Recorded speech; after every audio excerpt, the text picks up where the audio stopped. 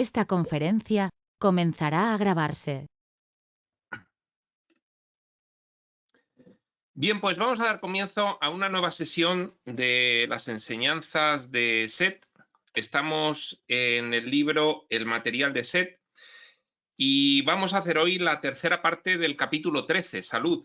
Habíamos hecho dos primeras partes y nos habíamos quedado precisamente en la frase "toda la naturaleza funciona espontáneamente" de la página 162 del libro regular, para comenzar esta sesión de hoy. Y bueno, pues en las pasadas sesiones habíamos estado escuchando cómo Seth nos trasladaba algunas consideraciones sobre la salud desde el punto de vista interno, profundo.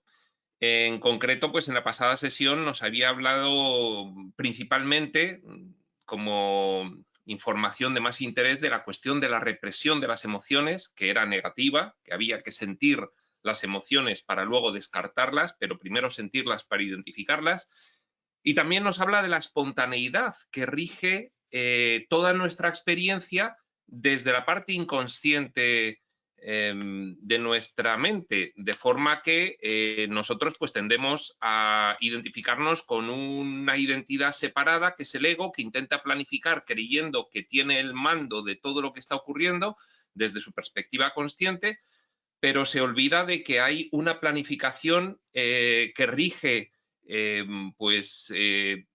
el punto de vista consciente de forma espontánea, pero desde un punto de vista inconsciente pues de una forma mucho más ordenada, lo que es toda nuestra experiencia, y que debíamos confiar un poquito más en esa espontaneidad al ver cómo los procesos de la naturaleza pues tenían ese orden inmanente que les hacía pues realmente funcionar, ¿no?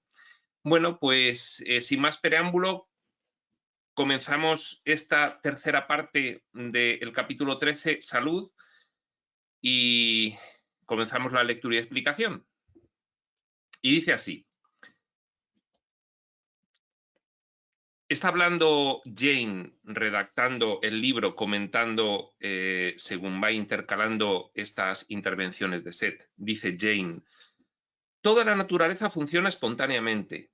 Nuestros cuerpos estarán saludables automáticamente si no proyectamos falsas ideas en ellos. Esta es esta cuestión que está explicando Seth con esa información intercalada que va introduciendo Jane en su libro.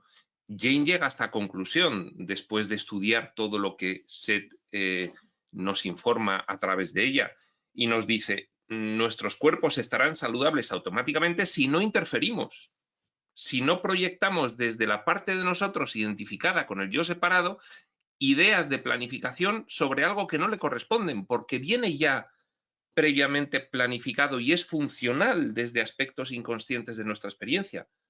Es decir, hay una alta dirección detrás de lo que sucede, y lo que tenemos que hacer es no interferir tanto en ella pensando que somos nosotros los que podemos dirigirla, porque además, al no saber nada el ego, esto es una cuestión básica que afirma, pues, por ejemplo, un curso de milagros, pues lo que hace habitualmente es errar en esas apreciaciones. Y por eso dice Jane: nuestros cuerpos estarán saludables automáticamente si no proyectamos falsas ideas en ellos.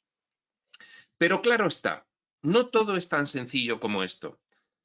Al hablar directamente a la gente en sesiones de clase, Seth trata de explicar las cosas con tanta claridad como le es posible y de una manera que puedan entenderse. Bueno, Seth es muy pedagógico, de hecho, pero claro, estos son conceptos muy abstractos. Cada una de las personas que están en las sesiones, pues pues lo entiende de una forma, y bueno, pues hay personas que tienen más atisbo de lo que dice Seth y otras que tienen menos. Es algo normal, nos ocurre a todos. Y en nuestras sesiones privadas, dice Jane sobre las sesiones que tienen ella y Rob con Seth, Seth llega mucho más profundamente en estos temas. En los siguientes extractos de una sesión privada explica los elementos biológicos y psíquicos del dolor y la conciencia. Una información interesantísima. Y asimismo asevera que la enfermedad misma es, en ocasiones, una actividad con propósito definido. ¿Propósito desde dónde? Si nosotros siempre lo vivimos aquí como algo rechazable, la enfermedad, ¿desde dónde tiene un propósito definido? Pues desde el ser interno planificador de todas estas experiencias. Porque estas experiencias tienen un propósito. Y lo que sucede en estas experiencias, todo tiene también un propósito para ese ser interno. Ya veremos que el ser interno, además, tiene pues dos tipos de propósitos. Los propósitos de involución y experimentación, los propósitos de evolución. Entonces, bueno, nada de lo que ocurre aquí carece de propósito desde el punto de vista del ser interno. Conforme el lector lea esto, piense, recordando las varias enfermedades que ha tenido, y vea cómo se aplica esto. De hecho, esto que va a empezar a explicar Seth es la base de lo que después se está empezando a estudiar, pues desde muchos puntos de vista, pero es este mismo tema. Pues, por ejemplo, la bioneuroemoción, las leyes de Hammer, todas estas nuevas formas de estudiar la enfermedad, los síntomas, las dolencias, con base a propósitos previos, pues tiene raíz en esto que está diciendo Seth ahora mismo. Conforme el lector lea esto, repetimos, piense, recordando las varias enfermedades que ha tenido y vea cómo se aplica esto. Aquí Seth discute la enfermedad en su relación no solo con la personalidad superficial, con esta cara inocente que sacamos al mundo, con el ego consciente, no solamente con esa faceta nuestra, sino con nuestros más hondos marcos biológicos. Daos cuenta de que nuestra mente es una pirámide en la cual el vértice es la consciencia que asoma, pero tiene mucho contenido mental por debajo de ese vértice consciente. De hecho, cuando asemejábamos la conciencia como un gran árbol en el cual el tronco es el soñador y luego hay por niveles ramas gordas, ramas medianas, ramas pequeñas, ramitas y por fin hojas. Cada una de las hojas sería un fragmento vital pues en el entorno físico-material. Según los niveles, pues hay hojas en diferentes dimensiones, pero las hojas de la copa, las exteriores, serían las hojas, cada uno de nosotros seríamos una hojita. Cada ser vivo que hay en el escenario espaciotemporal, en el nivel físico-material, sería una hojita exterior del árbol, en la copa, ¿de acuerdo? Entonces, no solamente podemos relacionar la enfermedad desde el punto de vista de la hojita, sino del entero árbol, con nuestros más hondos marcos biológicos. Seth había hablado anteriormente respecto a la necesidad de Sally, la esposa de John. Sally es esta chica que, bueno, pues tenía esclerosis múltiple o alguna cosa parecida y entonces había tenido unos procesos de enfermedad muy potentes en esta vida. Seth había analizado que venían pues de estructuras psicológicas que se habían formado en vidas anteriores y daba una explicación de por qué Sally en esta vida había planificado una experiencia tan doliente, tan postrada en una cama, con una enfermedad tan agresiva que la tenía además finalmente en su última etapa en coma. Y Seth daba una explicación porque Seth cuando observa, Seth es un ser lógicamente pues muy elevado y cuando observa a alguien de nosotros observa su multidimensionalidad, con lo cual conoce mucho más de cualquiera de nosotros de lo que conocemos nosotros mismos. Seth cuando ve a alguien ve el árbol. Nosotros estamos desde la hojita, ¿de acuerdo? Entonces nos recuerda, Seth había hablado anteriormente respecto a la necesidad de Sally, la esposa de John, esto es pues hace un par de sesiones o 3, de disociarse de su identidad enferma. La necesidad de Sally de disociarse de su identidad enferma.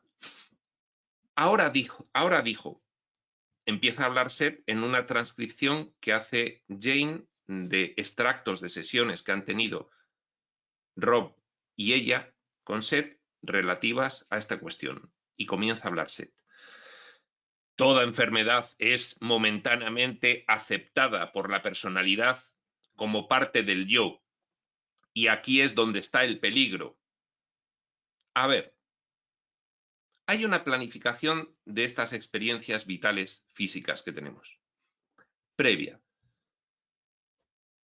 La planificación viene de los diferentes niveles del árbol.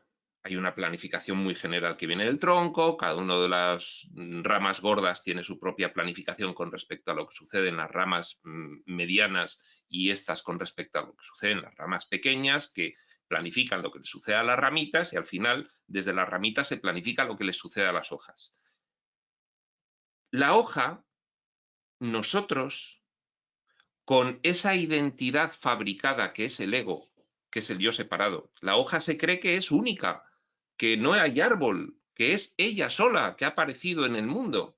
Y entonces la hoja dice, pues estoy enfermo y soy una persona enferma.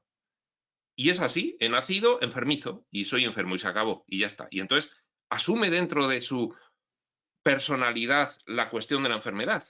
Y Seth nos dice que no, que la enfermedad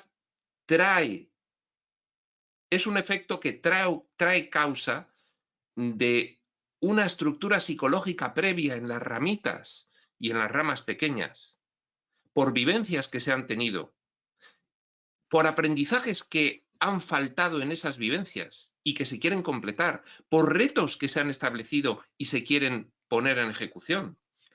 Entonces, lo que hace el ego, la mentecita material con la que funcionamos aquí, es decir, es apropiarse de toda la razón de propósito que está sufriendo esa enfermedad y decir, soy una persona enfermiza. No, la enfermedad tiene un sentido, tiene un propósito previo, viene de una planificación y responde, como se vio en el caso de Sally, la esposa de John, a unos propósitos que se establecen en la planificación que se realiza en la siguiente experiencia vital, por unos retos, por unos aprendizajes, por unas exploraciones que se quiere realizar de determinadas posibilidades de experiencia que enriquecen al total ser interno.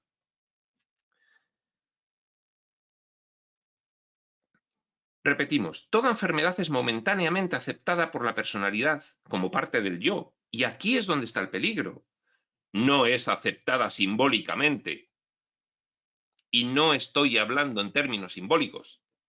Hace un juego de palabras Seth. La personalidad egoica, la mentecita material, la consciencia con la que nos movemos aquí, que determina esta identidad falsa,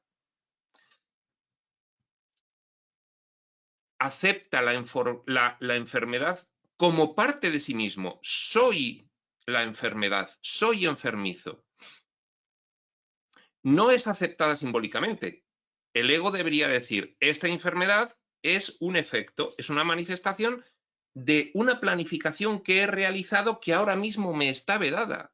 Es inconsciente para mí, pero como se está manifestando, pues debo realizar el ejercicio reflexivo de ver por qué se manifiesta esta enfermedad y de dónde puede provenir y qué propósito tiene. No simplemente solucionar la cuestión diciendo, soy enfermizo. No, no, no. Hay que examinar qué sentido tiene que se manifieste esa enfermedad en mí en este momento. Por eso dice Seth, y no estoy hablando en términos simbólicos, es que eso el ego lo hace en realidad. Lo hace. Acepta una enfermedad que tiene una planificación y un propósito y una razón de ser que se manifieste en ti, y tú estás soslayando toda esa cuestión y lo que asumes es que eres enfermizo. Que no, que la enfermedad es simbólica, obedece a una enfermedad mental que se debe superar, por explicarlo de algún modo, obedece a un aprendizaje que se tiene que realizar, obedece a un propósito. Una acción de impedimento como una enfermedad es literalmente aceptada por la estructura de la personalidad. Y una vez que esto ocurre, se crea un conflicto. Claro, una acción de impedimento. La enfermedad pretende que se ponga de manifiesto en tu experiencia una llamada de atención sobre algo que debes aprender. Si esa llamada de atención no se percibe como una llamada de atención, como una señal de que hay unos procesos mentales que hay que sanar, que hay que corregir, si no se percibe así y uno la asume como parte de sí mismo, yo soy enfermizo, pues entonces se genera un conflicto. Y lo que podía ser una vía de aprendizaje, pues no solo no llega a ser una vía para que aprendas algo, sino que además te está generando una mayor confusión mental. No, yo es que soy enfermizo.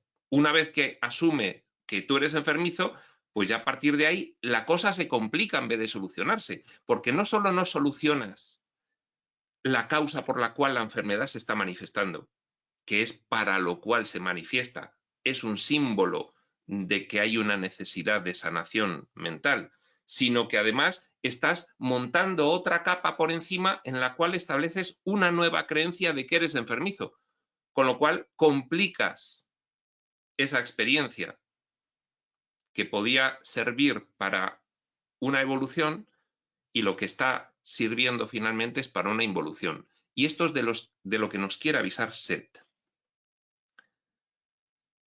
El yo no quiere entregar una porción de sí mismo, aun cuando esa porción sea dolorosa o desventajosa. Existe multitud de razones tras esto. Para poder entender un poquito lo que nos está diciendo Seth, conviene también referirse a cómo se plantea desde este punto de vista específico esta cuestión en un curso de milagros. La persona enferma, en vez de examinar qué le está señalando su cuerpo con respecto al propósito de planificación de esa enfermedad, para entenderlo, si está asumiendo que esa enfermedad forma parte de él, lo está realizando con la finalidad de manipular, haciéndose sentir especial. Yo soy una persona enferma y todos vosotros sois culpables de no tener la atención que deberíais tener conmigo y no empatizar con mi sufrimiento. Es una vía de ataque. Cuando el ego consigue que no te des cuenta de que la enfermedad es un símbolo para que reflexiones sobre algo que debes solucionar en tu mente y la utilizas sencillamente pues para profundizar en el especialismo del yo separado y de esa forma manipular a los demás, arrojando la carga de la culpabilidad. Soy un enfermo y no me procuráis la atención debida. Por ejemplo, ¿no? Ahora se va a entender mejor. El yo no quiere entregar una porción de sí mismo, aun cuando esa porción sea dolorosa o desventajosa. ¿Por qué? Hay gente que prefiere estar enferma para poder siempre tener de rehén emocional a los demás. No me estás prestando la debida atención, no te das cuenta de que soy enfermizo. En vez de estar reflexionando sobre qué me quiere decir mi cuerpo con esto, que yo tengo que entender, pues está utilizándolo para profundizar en la identificación con ese rol de personalidad enloquecido y oscuro, vertiendo culpabilidad sobre el mundo. ¿De acuerdo?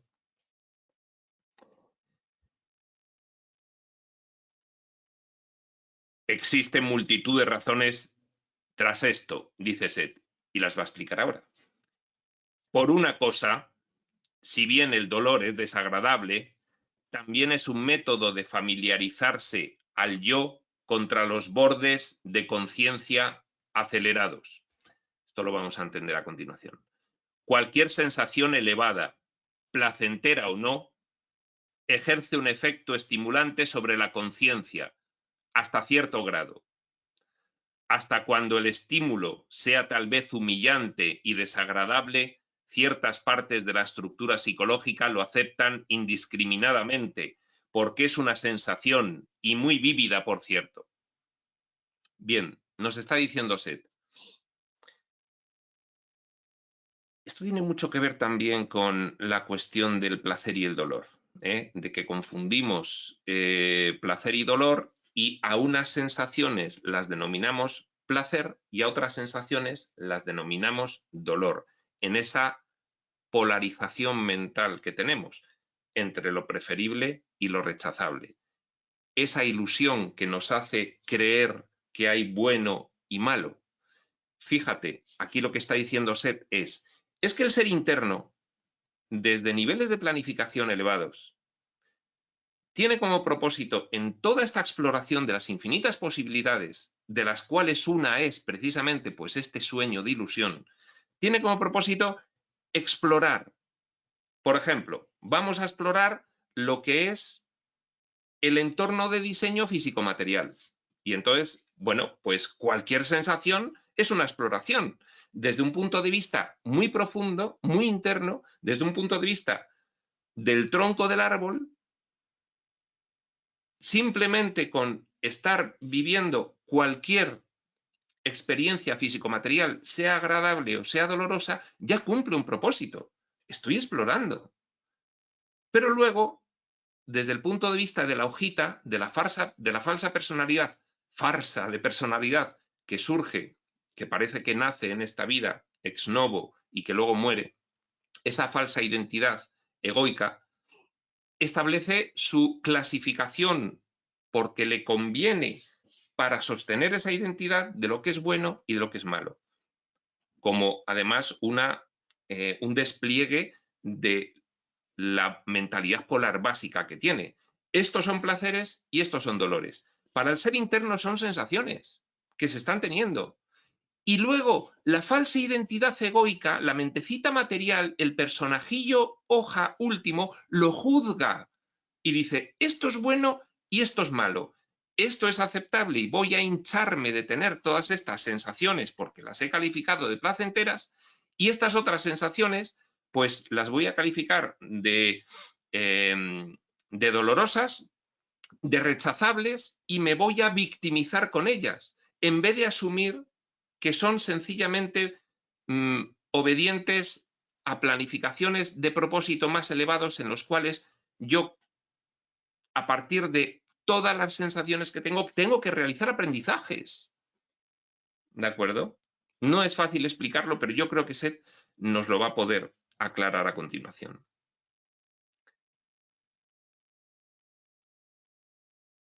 Repetimos. Cualquier sensación elevada, placentera o no, dice Seth, ejerce un efecto estimulante sobre la conciencia hasta cierto grado. Cualquiera. Hasta cuando el estímulo sea tal vez humillante y desagradable, ciertas partes de la estructura psicológica profundas lo aceptan indiscriminadamente. Porque es una sensación, y muy vívida, por cierto. Se cumple el propósito desde el ser interno, aunque aquí el personajillo diga, no, no, esto es rechazable, yo no quiero sentir esto, ni quiero vivir esto, y entonces lo que soy es una víctima. Entonces se pierde el sentido final del aprendizaje que puede proporcionar la enfermedad. Sigue diciendo Jane. Ahora Seth llega a este punto muy importante en sus teorías. Da un aviso Jane de que ahora viene un punto clave de comprensión de lo que dice Seth. Esta aquiescencia hasta a estímulos penosos que realiza el ser interno es una parte básica de la índole de la conciencia. Que la conciencia está para explorar toda la gama de infinitas posibilidades que se pueden tener de experiencias en cada uno de los entornos en los que se proyecta. En el físico material, pues también lo que nosotros juzgamos como penoso, humillante o doloroso, el ser interno no lo ve así. Son experiencias que se quieren vivir. Pero aquí el personajillo, la mentecita material, conforme a esa mentalidad polar, pues las está clasificando como rechazables y no atiende al propósito real que pueden tener esas experiencias para el aprendizaje. Este es el sentido por el cual se dice muchas veces una enfermedad es una vía de aprendizaje, pero tienes que entenderlo. No te puedes quedar en el aspecto externo de la enfermedad. Tienes que profundizar en el aspecto interno, en el propósito, en el por qué profundo se está manifestando eso. ¿Qué tienes que aprender? ¿Qué tienes que mejorar para que no se manifieste? Ahí están imbricados en la misma cuestión el propósito de experimentación egoico, interno, y el propósito del espíritu de comprensión, de expiación, diría un curso de milagros. La acción no diferencia entre estímulos agradables, dolorosos o gozosos. La conciencia está experimentando internamente en los niveles del árbol más cercanos al tronco, por decirlo de alguna forma, no hay esa distinción que realiza el personaje último hojita situado a vivir. No hay esa distinción. Es una sensación muy vívida, por cierto. La acción no diferencia entre estímulos agradables, dolorosos o gozosos. Eso es un juicio que realizamos aquí. Estas distinciones vienen mucho más tarde y en otro nivel. Claro, las distinciones vienen no desde la planificación, desde la rama intermedia o la pequeña o la ramita. Vienen en la hoja esas distinciones. En la hojita ya, nosotros aquí ya viviendo la experiencia. Aquí Seth, dice Jane, está considerando la personalidad como compuesta por energía o acción. Claro, desde el ser interno, la conciencia es energía con propósito que se manifiesta como acción. La acción acepta todo estímulo de una manera afirmativa. Claro, ¿qué ocurre? Que el ser interno no sabe que las experiencias finales de la hojita del personaje ya concreto aquí que nace y muere van a tener todo tipo de, toda una gama de aspectos. Claro que lo sabe, pero todos son válidos.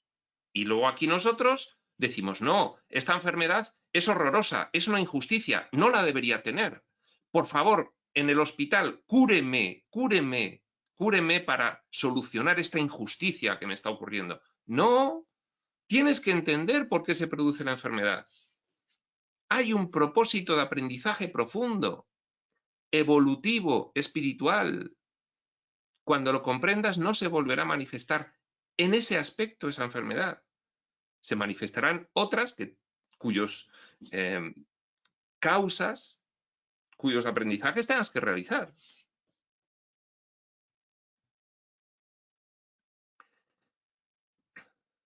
La acción acepta todo estímulo de una manera afirmativa. Todo. Solo cuando se convierte en comportamientos, por decirlo así, en la conciencia altamente diferenciada, solo cuando ya está el personaje aquí en el mundo interactuando, ya creyéndose el personaje, yo con mi nombre y apellidos, con mi profesión, con mi situación personal, yo aquí ya, solo cuando ocurre eso, dice Seth, es cuando ocurren tales refinamientos de distinguir esa acción entre estímulos agradables, dolorosos o gozosos. Solo se producen aquí. Antes son todo experiencias, sensaciones que hay que tener, sin distinción. Claro que se sabe que se van a tener todas las sensaciones, las que aquí luego calificamos como buenas o malas con nuestra mentalidad polar, preferibles, rechazables, aceptables. Claro. No quiero decir que los estímulos desagradables no se sentirán como desagradables y se reacciona contra ellos en los organismos conscientes. Que sí, que se van a vivir cosas desagradables, pero que tienen un propósito, que no es una injusticia que te ha ocurrido o un mal que alguien te ha deparado. ¿Por qué Dios permite que me llegue un cáncer? Esto es una injusticia. ¿Por qué yo, que estoy aquí en la flor de la vida?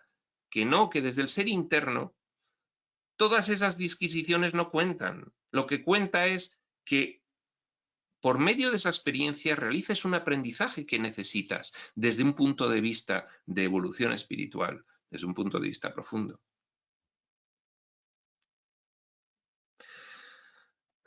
Lo que quiero decir es que se regocijarán, incluso en su reacción automática, pues cualesquiera estímulos y reacciones representan sensación, y la sensación es un método por el cual la conciencia se conoce a sí misma.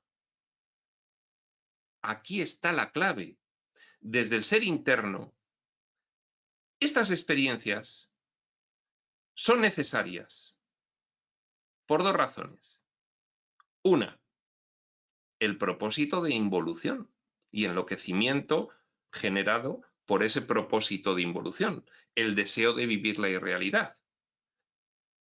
Pues ahí están las consecuencias manifestadas de ese propósito. Lo había.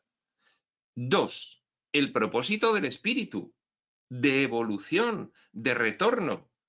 ¿Qué puedo aprender a raíz de esto que se está manifestando como efecto sobre la causa que hay en mi mente que permite que se manifieste? ¿Qué debo aprender para poder venir a la causa a corregirlo? El ser interno se regocija de que cualquier experiencia ocurra, porque se planificaron estas experiencias para que todas las sensaciones tuviesen cabida. Bien desde el propósito del ego, llegar hasta los extremos de la involución, el sufrimiento, esa exploración de todas las posibilidades, bien desde el propósito del espíritu, aprender desde ahí a divinizar tu mentalidad, porque es la ausencia de divinización de tu mentalidad la que produce precisamente esas experiencias sufrientes. Pero desde el ser interno todo tiene su sentido. Lo que aquí calificamos como bueno y lo que aquí calificamos como malo tiene un sentido espiritual. Todo tiene un sentido profundo.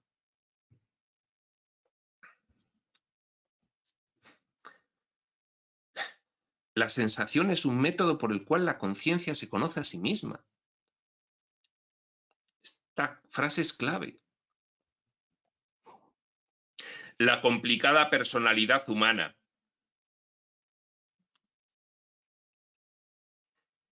Esa estructura de estados y fases mentales de consciencia e inconsciencia, la mentecita material y el personaje como conductor del vehículo consciente de la experiencia, pero que tiene que penetrar al interior para ir descubriendo que hay otros propósitos, que no solo es un cuerpo que acaba de aparecer, que no es el personaje que está actuando. Tiene que comprenderlo. Pero efectivamente al final lo que se está poniendo de manifiesto es una complejidad. Es una complejidad. ¿O no es una complejidad todo esto que nos está contando la espiritualidad que ocurre? Nosotros pensamos que era más sencillo. Naces y sobrevives y te mueres. Bueno, pues no. Es más complejo. La complicada personalidad humana, con su estructura física, ha desarrollado, junto con algunas otras estructuras, la conciencia altamente diferenciada del yo, en otras palabras, el ego.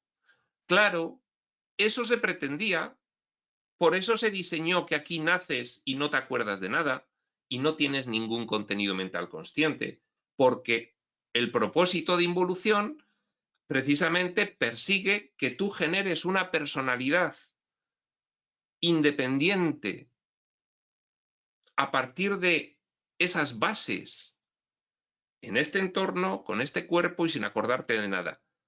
Y con esa personalidad independiente tengas todo tipo de experiencias de las cuales puedas al final acabar aprendiendo quién eres en realidad.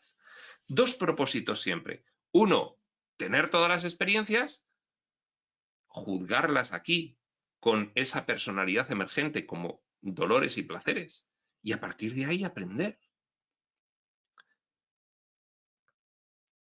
Y luego el propósito del espíritu, propósito de evolución, precisamente sanar esa compleja estructura psicológica de ese yo emergente llamado ego. Sanar la mente para desterrar la creencia en el mal, que es el componente fundamental de la mentalidad polar, y por el cual luego aquí nos montamos la historia de juzgar las cosas buenas y las cosas malas, olvidándonos de que todo tiene su sentido y abrazando sencillamente lo que es, como una vía necesaria de aprendizaje para todo lo que necesitamos para nuestra evolución espiritual.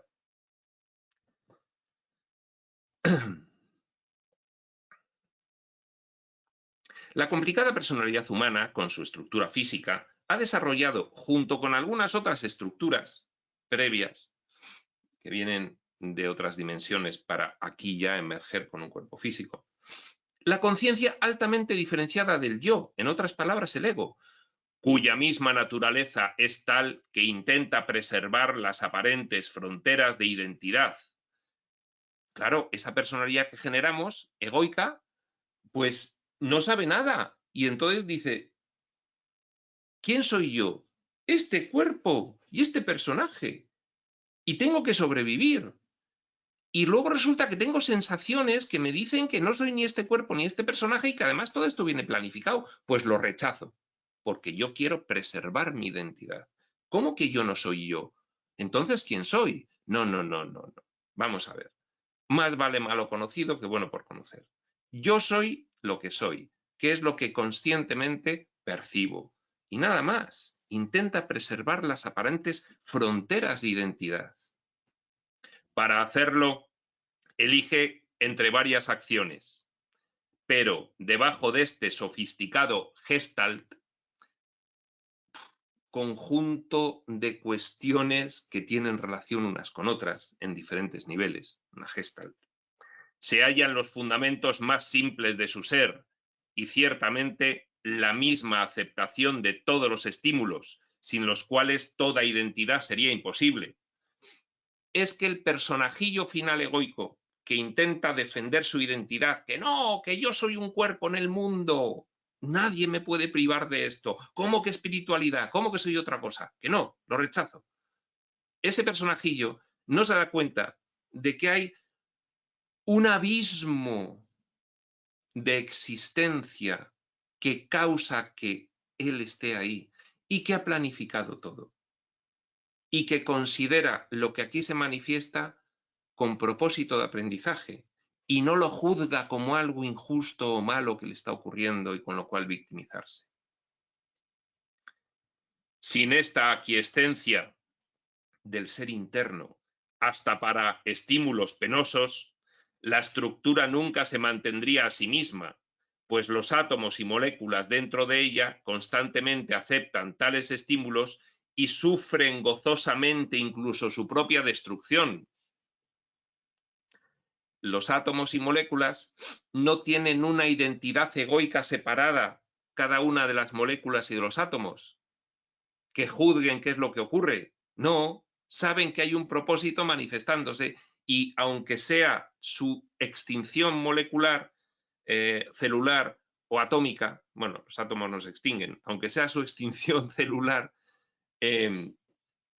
bueno, los átomos sí se extinguen también, pero eso ya es un tema cuántico. Aunque sea la extinción celular, lo aceptan gozosamente, porque no han generado una identidad separada, egoica y especial, sufriente, y que se cree la última muñequita de Matrioska, única, sin saber que hay todo un propósito detrás.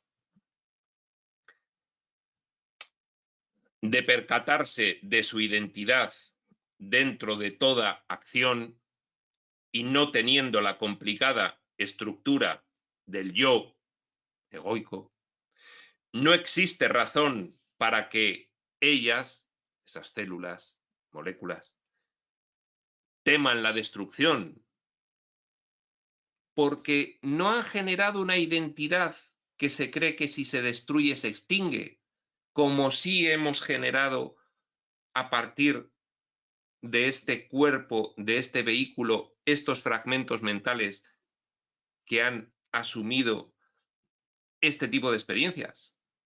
Llega un fragmento mental, esto está diseñado. Pero precisamente está diseñado para que este fragmento mental que va a generar ese personaje egoico que quiere preservarse y subsistir, se ha diseñado para que el espíritu, que es realmente quien está viviendo todas estas cuestiones bajo esos implantes de diseño tan complejos,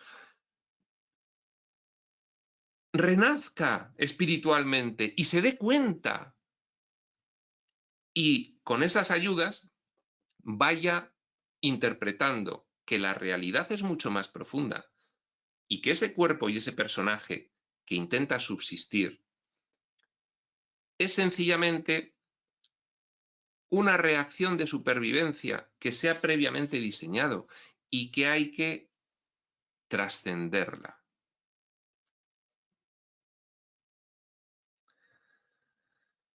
De hecho, dice, los átomos y las moléculas no luchan por sobrevivir. Si ven que se están extinguiendo, pues lo hacen gozosamente. No están juzgando, no se están victimizando, no están generando un conflicto. ¿De acuerdo? Enfermo. Pues voy a ver por qué se está manifestando, examino cuáles son los rasgos de mi personalidad y cómo he reaccionado a diversas cuestiones previas.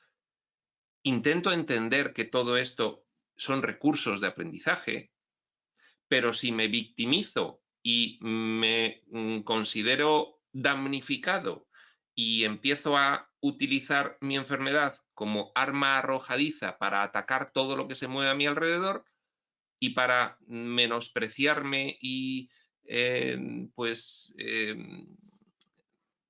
ya se me ha ido la palabra, y darme pena de mí mismo, pues entonces no estoy consiguiendo trascender a esa personalidad egoica que he fabricado como reacción a este diseño que previamente he planificado. Entonces el propósito del espíritu no se cumple.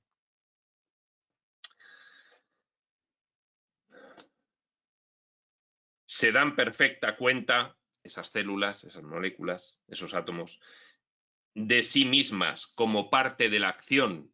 Entienden que forman parte de la acción correspondiente a un propósito profundo, no como nosotros que estamos identificados con el personaje sufriente que se cree que está aquí pues nacido pues como los científicos mundanos nos dicen.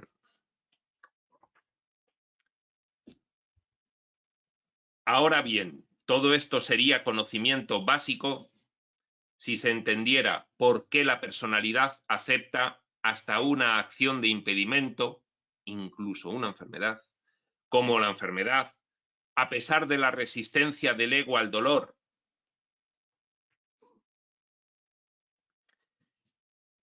El ser interno planifica una vida con retos. Entre esos retos se encuentran enfermedades. Bien, a nivel de personaje, esas enfermedades se acaban produciendo y tienen un propósito, que es precisamente un aprendizaje que se tiene que realizar para poder trascender. Fijaos que la clave de todo esto, para entenderla bien, está en una información que nos da un curso de milagros, que es el espíritu debe aprovechar todo lo que el ego planifica para transformarlo en un recurso de aprendizaje. El ego, esta personalidad sufriente, va a planificarse acontecimientos desgraciados. Forma parte de una planificación interna, solo que desde este nivel, pues es desde donde se pone en juego ya el concreto de esa planificación previa involutiva. El concreto ya son los acontecimientos concretos. Y todo esto por niveles, pues va teniendo propósitos más amplios, más abstractos, más diferenciados. Pero ya aquí abajo el ego quiere sufrir. Y nos dicen los reveladores que precisamente ellos tienen que utilizar, porque deben respetar el libre albedrío de la personalidad, todo lo que la personalidad egoica diseña para que se pueda producir un aprendizaje ahí, de ello. Con lo cual, los dos propósitos siempre están imbricados en la planificación que se realiza por la mentalidad egoica. Pero precisamente según esa mentalidad egoica que planifica desgracias va obteniendo aprendizajes, cada vez planifica menos desgracias porque ya no necesita el espíritu aprender y porque esa mentalidad se está sanando. Y todo cierra el círculo. No es fácil de entender que es un bucle de planificación-manifestación y que cuando la mente va sanando planifica cosas mejores, no tan arduas, porque además desde el punto de vista espiritual tampoco las necesita. Y entonces se cierra el círculo de involución-evolución, de exploración de todos los extremos y de evolución y perfeccionamiento con respecto a todos esos aprendizajes que se han realizado desde los extremos más recónditos de la experiencia.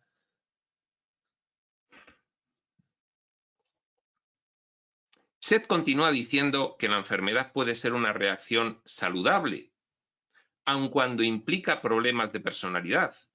¿Por qué la enfermedad puede ser una reacción saludable?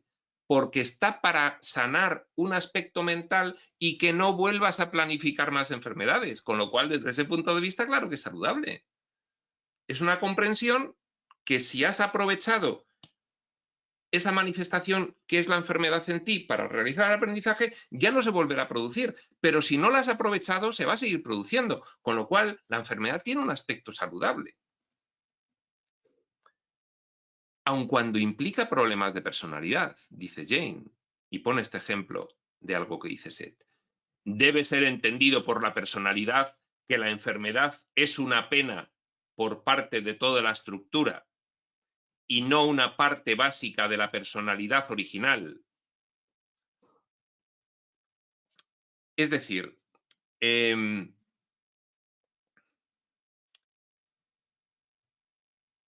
una pena autoimpuesta. Propósito egoico, sufrir. El espíritu que hace aprovechar lo que el ego planifica para que pueda convertirse en recurso de aprendizaje. Pero es una pena autoimpuesta por parte de toda la estructura. No es una injusticia que te viene de fuera y que tú sufres como una víctima. Fijaos lo que me ha ocurrido, mirad lo que me ha salido. No.